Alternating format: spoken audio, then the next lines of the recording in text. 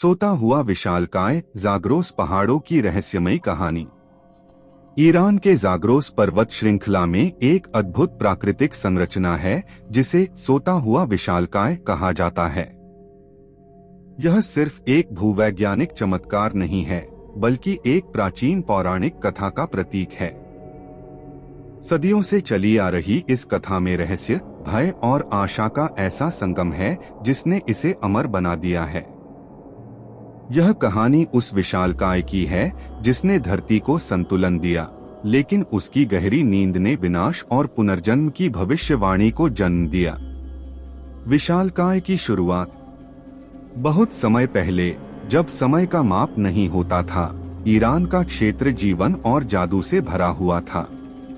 पर्वत जैसे प्रहरी खड़े थे, नदियां उपजाऊ घाटियों को तराशती थीं और आकाश तारे से जगमगाता था। इसी सुंदरता के बीच विशालकायों की एक जाति रहती थी जो धरती से ही गढ़ी गई थी। उन सब में सबसे शक्तिशाली था बोरजंदर, जिसका आकार और बल अतुलनीय था। बोरजंदर मानवों और प्रकृति के बीच संतुलन बनाए रखने वाला रक्षक था। किसान उसे पूजते थे क्योंकि उसकी विशाल भुजाएं चट्टानों को हटाकर नदियों का मार्ग बना देती थीं। लेकिन उसकी महानता के साथ एक श्राप भी जुड़ा था, एक प्राचीन भविष्यवाणी। भविष्यवाणी का श्राप। एक रात एक रहस्यमयी ज्योतिषी गांव खोरान में पहुंची, जो बोरजंदर के पर्वत की तलहटी में बसा था। उसने कहा, जब विशालकाय का हृदय थक जाएगा और उसके कदम लड़खड़ाएंगे, वह धरती पर लेट जाएगा। उसकी नींद सदियों तक धरती को हिलाएगी, पर जिस दिन वह जागेगा, वह बदलाव का आगाज करेगा। गांव वाले भय और श्रद्धा से भर गए।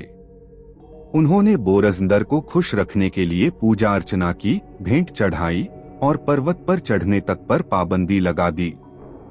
लेकिन समय की चाल को कोई रोक नहीं सकता। बोरजंदर की थकावट। सदियों तक सेवा करने के बाद बोरजंदर थकने लगा। उसकी गूंजती हंसी धीरे धीरे शांत हो गई।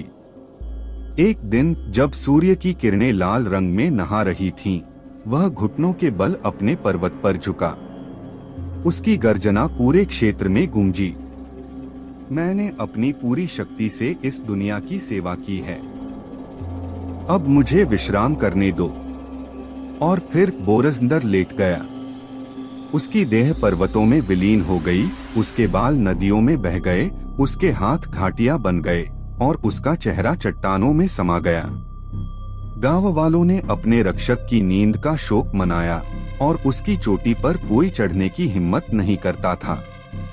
धरती का कंपन। पीढ़ियां बीत गईं। बोरजंदर की कथा एक किंवदंती बन गई। लेकिन गांव वालों ने महसूस किया कि कुछ तो असामान्य था। बार बार भूकंप आते, नदियों का मार्ग बदलता और फसलें कभी बेतहाशा उगती तो कभी सूख जाती। बुजुर्गों का मानना था कि ये सब सोते हुए विशालकाय के सपनों का परिणाम थे। एक दिन एक भयानक भूकंप के बाद गांव वालों को एक प्राचीन शिला मिली।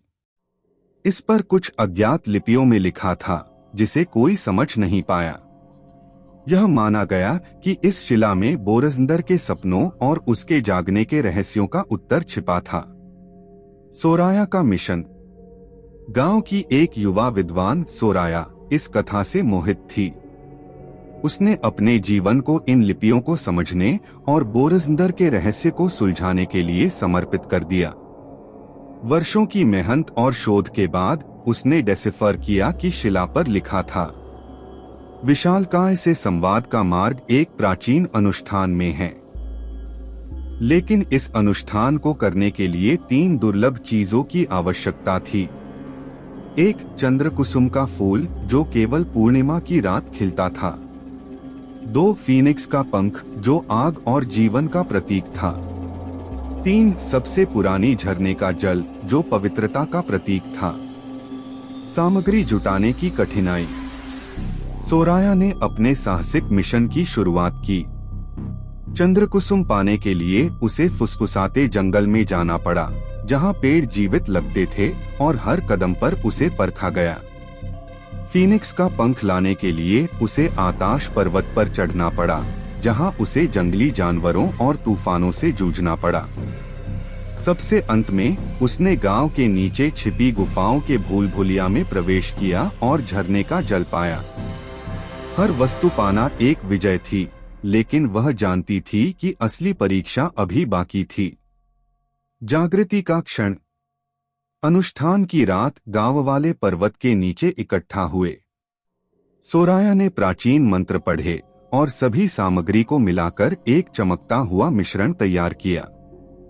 जैसे ही उसने मिश्रण को धरती पर डाला, पूरा क्षेत्र थरथराने लगा। पर्वत हिलने लगा और बोरजंदर का रूप धीरे धीरे स्पष्ट होने लगा। उसकी आंखें पिघले सोने की तरह धीरे धीरे खुली।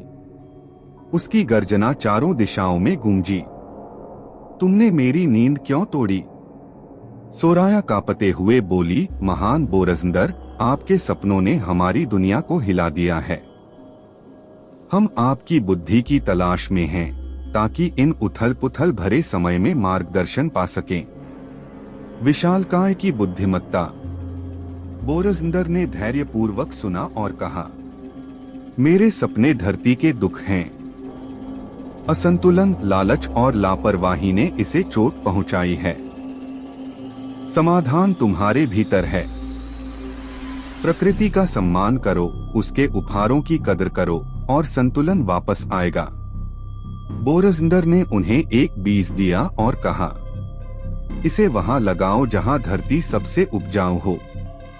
यह वृक्ष भूमि को चंगा करेगा और मेरी कुर्बानी की याद दिलाएगा। नया सवेरा। गांव वालों ने उस बीज को लगाया। कुछ ही दिनों में वहां एक विशाल वृक्ष उगाया, जो स्वर्ग तक पहुंचता प्रतीत होता था। आसपास की भूमि हरी भरी हो गई और भूकंप रुक गए। सोराया एक नायिका बन गई।